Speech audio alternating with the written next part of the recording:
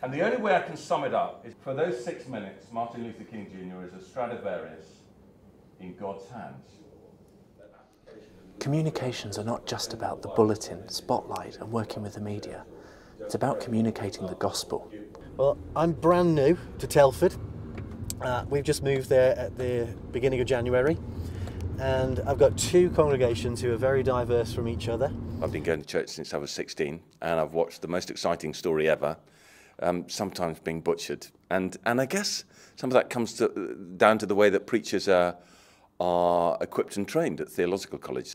I'm a massive believer in communicating the gospel effectively, and I'm always looking for ways to improve in the techniques and the methods that I use. They have 3 years, and often those 3 years are about kind of big books and exegesis and hermeneutics, and not a lot around how do you keep people awake, and that's seems to be incredibly important. You know, in the last 10 years our attention spans have gone from 12 minutes to 6 minutes, so anything that we can do to help, I think, is something we should be doing. We've not had that teaching before, so this is really helpful.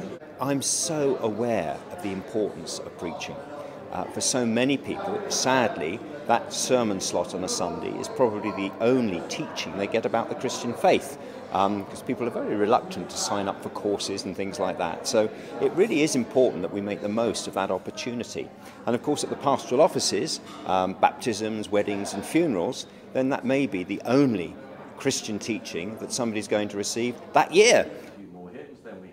I think it matched up very well with what was advertised. We were told to expect an exhilarating, hard work, inspiring 2 days, and we've had that. We've had a very, very stretching and challenging and quite exhausting time, actually.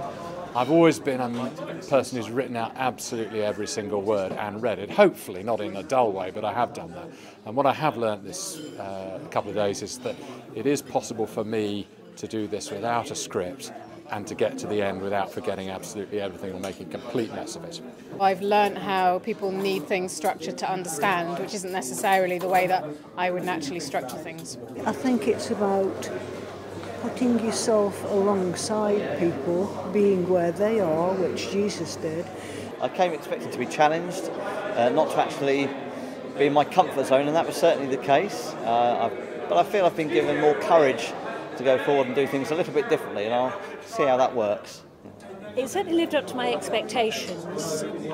I think what it did was reinforce the really important thing that you need one central idea, and then the image that you keep coming back in on that from different camera angles, and I shall take that image away with me. I think that was really helpful. I absolutely love that. It has just completely ticked the boxes for me. Absolutely brilliant. Practical.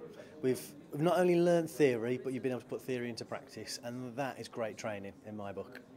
The other thing I got to take away, of course, is the sermon for Sunday.